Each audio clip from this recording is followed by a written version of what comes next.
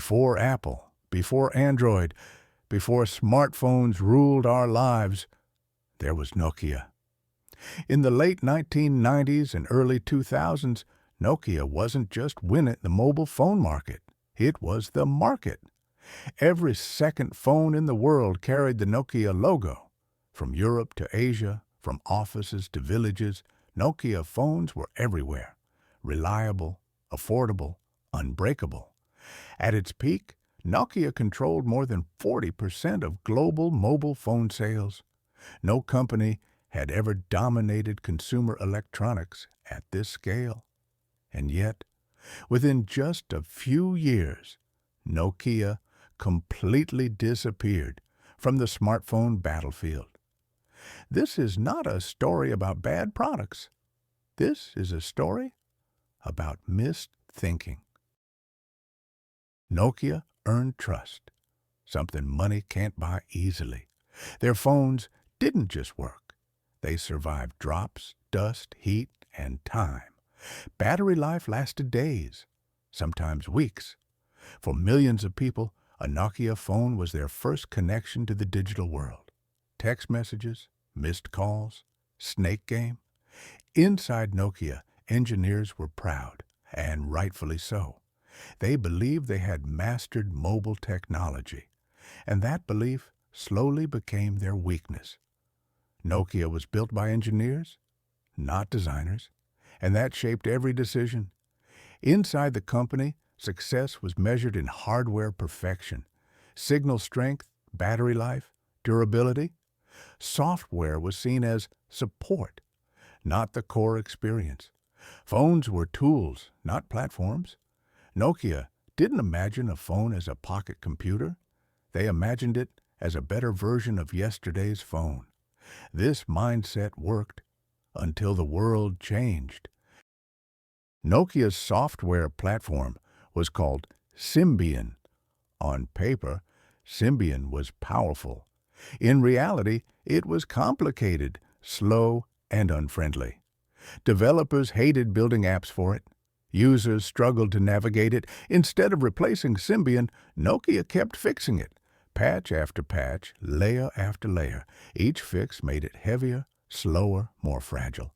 Nokia was trying to protect the past instead of preparing for the future. In 2007, Steve Jobs walked on stage and introduced the iPhone, a full touchscreen, no keyboard, software-first design. Inside Nokia, reactions were calm, even dismissive. The iPhone had poor battery life. It was expensive. It lacked features Nokia already had. What Nokia failed to see was this: Apple wasn't competing on specs. Apple was changing how humans interact with technology. Apple asked a simple question: how does this feel to use? Nokia asked, how strong is it? Apple focused on gestures, animations, and simplicity. Nokia focused on menus, buttons, and specifications. Two philosophies, two futures. 1-1. Then came Android. Google didn't just build an operating system, they built an ecosystem. Manufacturers could adapt it. Developers embraced it. Users loved the choice. Samsung moved fast. Others followed. Nokia hesitated. While competitors built ecosystems, Nokia held meetings. Inside Nokia, fear replaced confidence. Teams argued. Departments protected power. Executives delayed decisions. Innovation slowed, not because Nokia lacked talent, but because it lacked alignment. The company that once moved fastest was now stuck in debate. Nokia's final bet was Microsoft. Windows Phone was beautiful, clean, different, but ecosystems don't wait. Developers had already chosen iOS and Android. Users had already invested their habits. Being better wasn't enough. It was too late. In 2014, Nokia sold its phone business to Microsoft.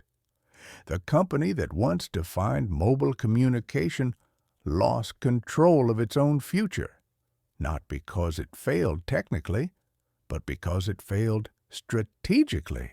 Nokia didn't lose because it lacked innovation. It lost because it optimized for yesterday while the world moved forward. Technology doesn't reward comfort.